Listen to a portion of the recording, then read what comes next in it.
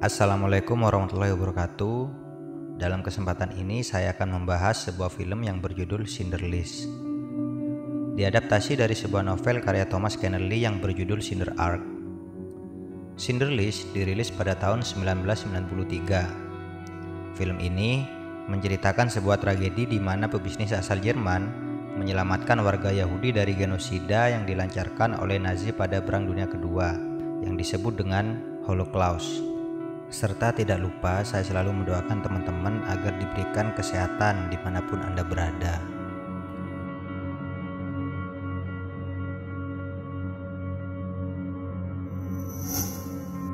Pada awal cerita, Krakow merupakan sebuah kota di Polandia saat Perang Dunia Kedua yang dikuasai oleh Nazi Jerman. Diperlihatkan bagaimana kepanikan warga Yahudi di Polandia saat mengetahui bahwa Nazi telah berhasil menginvasi negaranya. Para Yahudi tidak pernah mengetahui hal-hal buruk yang akan terjadi pada mereka. Misi Nazi di sana adalah memusnahkan bangsa Yahudi yang memang populasinya terdapat banyak di Polandia. Tidak ada yang bisa dilakukan oleh mereka selain berdoa untuk meminta keselamatan dan kabur dari para tentara Nazi.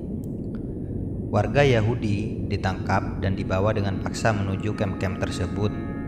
Oskar Schindler, seorang pengusaha berdarah Jerman yang berasal dari Cekoslovakia, berusaha mendekati para pejabat militer Nazi yang biasa dikenal dengan pasukan SS. Oskar merupakan anggota dari partai Nazi. Awalnya, Oskar Schindler digambarkan sebagai karakter yang tamak, mata keranjang dan manipulatif. Misi utamanya datang ke Polandia adalah membangun sebuah pabrik besi untuk mengolah peralatan dapur seperti panci dan poci. Lewat berbagai macam pesta yang meriah, Oskar yang berkarismatik berhasil masuk ke lingkaran pejabat SS dan dijuluki sebagai Herr Direktor oleh mereka. Dengan koneksi dari mereka, Oskar berhasil membuat sebuah perusahaan yang memproduksi panci dan berbagai perangkat perak dengan tenaga kerja bangsa Yahudi karena upah mereka yang begitu murah. Ia bertemu dengan seorang akuntan Yahudi bernama Isaac Stern dan menawarkan kerjasama dengannya, dan tentu saja diterima baik oleh Stern. Oskar hanya melihat sebuah peluang bisnis, namun di mata orang Yahudi pekerjaan di pabrik merupakan sebuah harapan hidup meskipun dibayar murah. Stern justru memanfaatkan operasi pabrik sebagai sarana menyelamatkan teman-teman Yahudinya dari sebuah kamp penampungan Yahudi bernama Ghetto di Krakow. Akhirnya, Oskar bisa menjalankan bisnis dan Stern menggunakan posisinya untuk menyelamatkan teman-teman Yahudinya. Suatu ketika, Stern yang merupakan akuntan di pabrik Oskar ditangkap oleh tentara Nazi dalam perjalanannya menuju pabrik. Namun, Oskar memanfaatkan posisinya tersebut untuk menyelamatkan Stern, dan akhirnya Stern bisa dibawanya kembali lagi ke pabrik. Semua berjalan sebagaimana mestinya, hingga datang komandan baru bernama Amon God. Amon membuat kamp baru di Plazow dan mulai melakukan pemusnahan massal terhadap bangsa Yahudi. Dia bahkan suka menembaki penghuni kamp dari balkon rumah dinasnya. Oskar yang melihat kejadian penyiksaan di kamp konsentrasi akhirnya mulai bersimpati kepada bangsa Yahudi dan sebisa mungkin merekrut mereka ke dalam perusahaannya. Oskar menyaksikan sadisnya pembantaian yang dilakukan oleh para tentara Nazi terhadap para Yahudi.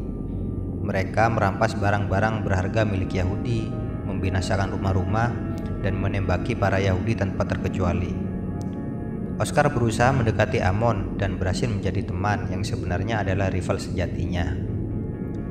Oskar berusaha melindungi pekerjanya agar tidak kembali ke kamp dan disiksa dengan menyuap Amon.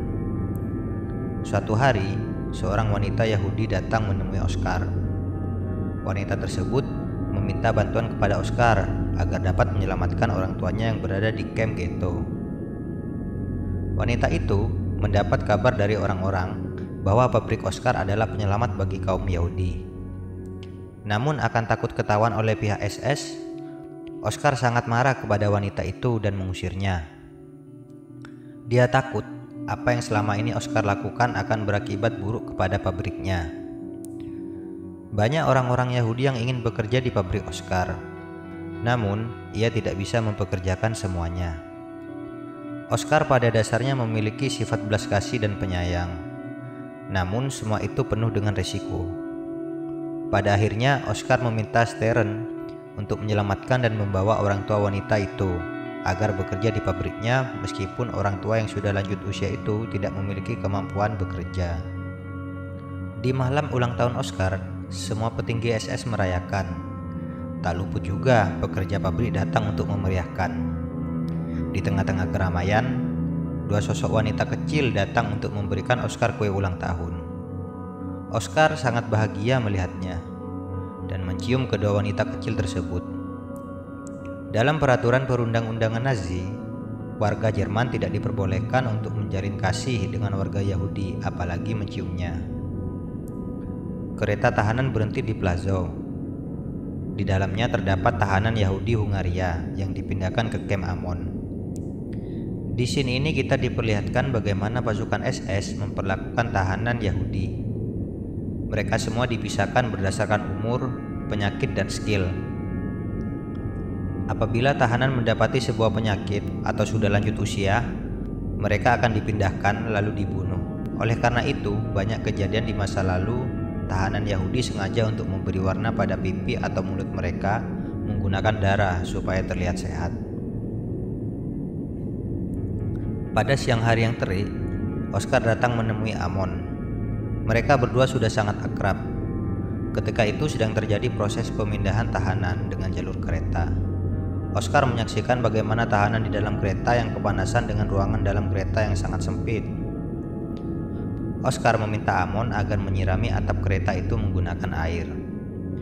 Namun itu menjadi bahan lelucon buat Amon dan pasukannya yang ternyata sebenarnya aksi Oscar adalah bentuk kepeduliannya terhadap sesama manusia.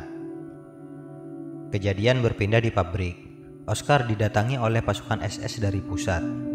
Mereka membawa surat penangkapan Oscar dengan tuduhan telah mencium wanita Yahudi yang waktu itu memberikan kue ulang tahun kepada Oscar. Oscar pun berada di dalam ruang interogasi. Dengan bantuan Amon, kemudian Oscar kembali dibebaskan. Ketika keluar dari dalam gedung, Oscar merasakan hujan yang turun. Tapi hujan ini bukanlah air, melainkan hujan abu pembakaran mayat Yahudi. Sampai-sampai ketika itu abu pembakaran menyebabkan aktivitas di kota sangat terganggu dan Oscar menyaksikan sendiri proses pembakaran mayat tersebut. Waktu itu petinggi Nazi dari pusat memerintahkan membumi hanguskan warga Yahudi yang masih hidup yang berada di Krakow. Termasuk Stern, akuntan Oscar tak luput dari daftar itu. Oscar bersama dengan Stern berbincang mengenai nasibnya.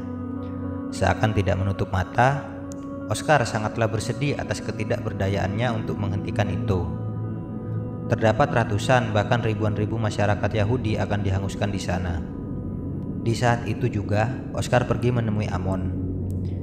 Dia menyuap Amon untuk mengembalikan semua pekerjanya. Ia berdalih bahwa akan mendirikan pabrik senjata untuk keperluan tentara Nazi. Namun Amon yang tergiur dengan uang suap tersebut akhirnya menyetujui permintaan Oscar. Oscar dan Stern mulai mencatat nama-nama pekerjanya yang ingin diselamatkan. Tidak terasa sudah ada 1.100 nama tercatat, dan setiap namanya merupakan nyawa yang harus ditebus oleh Oscar. Oscar mengeluarkan semua hartanya untuk menyelamatkan warga Yahudi. Sampai-sampai Stern tercengang melihat aksi heroik Oscar. Oscar ingin mendeportase pekerjanya ke kampung halamannya di Cekoslovakia. Bagi warga Yahudi yang bukan pekerja, Oscar akan dipindahkan ke Auschwitz, yang merupakan tempat kamp pembunuhan tersadis. Satu persatu, kereta pengentaran pekerja Oscar mulai diberangkatkan ke Cekoslovakia. Namun, kereta terakhir rupanya terdapat kesalahan ketika keberangkatan. Kereta tersebut diberangkatkan ke kamp Auschwitz. Mendengar kejadian tersebut, Oscar menyusul pekerjanya ke Auschwitz. Pekerja Oscar mulai diperlakukan kasar ketika kereta sampai. Mereka satu persatu menjelaskan kepada pasukan SS bahwa mereka semua adalah buruh pabrik dari Oscar. Akan tetapi, tentara SS tidak mempercayainya melihat kenyataan bahwa pekerja di sana kebanyakan anak kecil dan wanita yang tidak berdaya.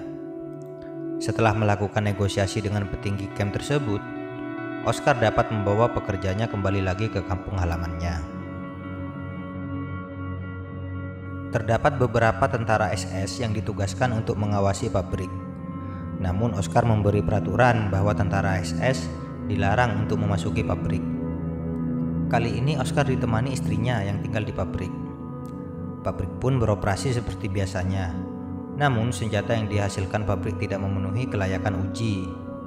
Akibatnya, Oscar rugi cukup besar. Untuk mempertahankan pabrik agar dapat beroperasi dan melindungi pekerja, Oscar mengimpor senjata dari luar untuk diserahkan kepada bagian pertahanan dan mengakuisisi bahwa itu adalah produknya. Tentu saja ia akan sangat merugi. Oscar malah berkata kepada Stern, jika pabriknya memproduksi amunisi dan berhasil diserahkan kepada tentara SS, ia akan marah. Hanya 7 bulan pabrik tersebut bisa bertahan karena selalu merugi. Tetapi tugas Oscar dirasa sudah cukup, karena Jerman akhirnya menyerah kepada sekutu dan perang dinyatakan telah berhenti. Para pekerja berdarah Yahudi tersebut dinyatakan bebas, dan semua anggota Nazi menjadi penjahat perang dan akan diburu dan dihukum. Oscar salah satunya karena dia adalah anggota partai Nazi yang berpengaruh. Pada malam sebelum terjadinya gencatan senjata, Oscar akan meninggalkan pabrik 5 menit setelah terjadinya gencatan senjata. Dan di malam perpisahan yang haru tersebut, Oscar menangis dan berkata bahwa dia tidak bisa menyelamatkan lebih banyak lagi orang-orang Yahudi. Stern memberikan sebuah cincin emas yang merupakan sumbangan dari para buruh. Cincin tersebut ditempa dan diukir dengan tulisan Ibrani. Lalu semuanya melepaskan kepergian Oscar. Tidak ada yang tahu kemana Oscar melarikan diri. Keesokan harinya, pabrik didatangi oleh tentara yang mengumumkan perdamaian. Kini kaum Yahudi yang diselamatkan Oscar bersama-sama berjalan menuju kota terdekat. Berita tentang Amon ditangkap saat menyamar menjadi pasien di sanitarium Bertholds. Dia digantung karena kejahatannya terhadap kemanusiaan. Setelah perang, Oscar dikabarkan gagal dalam rumah tangganya dan beberapa bisnisnya bangkrut. Tahun 1958, Oskar Schindlerlist dideklarasikan oleh Dewan Yad Vashem sebagai orang yang menjunjung hak-hak manusia di Yerusalem dan diundang untuk menanam pohon di sana. Kini terdapat 6.000 lebih keturunan Yahudi Schindler yang sampai sekarang semuanya masih mengenang jasa-jasa Oskar Schindler dan menjadi cerita turun-temurun dengan mengunjungi makam Oskar dan film berakhir. Siapapun yang menyelamatkan satu jiwa akan menyelamatkan seluruh dunia. Talmud. Kalimat ini dikutip dari kitab Talmud yang menjadi sumber agama Yahudi setelah kitab Taurat akan diucapkan oleh Isaac Stern di saat Oscar hendak pergi dari pabrik dan diberikan cincin emas bertuliskan kalimat tersebut sebagai hadiah. Kini terdapat 6.000 lebih keturunan Yahudi Schindler dan sampai sekarang semuanya masih mengenang jasa-jasa Oskar Schindler dan menjadi cerita turun-temurun dengan mengunjungi makam Oskar. Sepanjang durasi film berlangsung, kita diperlihatkan bagaimana kerasnya Oskar melindungi bangsa Yahudi dengan caranya yang halus dan berhasil mengambil simpati dari mereka juga dari Nazi Jerman sendiri. Sudah banyak dana yang dia keluarkan untuk menyuap pejabat militer Nazi, baik dengan cara langsung ataupun dengan cara mengadakan berbagai pesta meriah untuk mereka. Atas jasanya ini, para pekerja Yahudi yang selamat tidak pernah melupakannya. Penghargaan mereka kepada Oskar bisa dilihat di epilog film, di mana para pelaku peristiwa bersejarah bersama dengan para pemeran film ini menziarahi makam Oskar dan meletakkan batu sebagai simbol penghormatan dalam agama Yahudi. Film ini berlatar hitam putih, dimaksudkan untuk menampilkan film yang begitu real dikarenakan banyak sekali darah dan aksi sadis di dalamnya. Juga untuk memperdalam kesan dramatis. Film ini mendapatkan kecaman dari berbagai negara dan dilarang untuk diputar di bioskop, termasuk di Indonesia itu sendiri. Menurut saya, sejarah itu harus ditampilkan sesuai fakta adanya, agar tidak ada propaganda untuk kepentingan penguasa atau individu dengan membengkokkan suatu sejarah. Oskar merupakan saksi hidup pejuang humanisme. Ia tidak peduli apa agama yang dianut orang tersebut, karena sebenarnya kita lupa bahwa di luar sana ada yang lebih tinggi dari agama, yaitu kemanusiaan.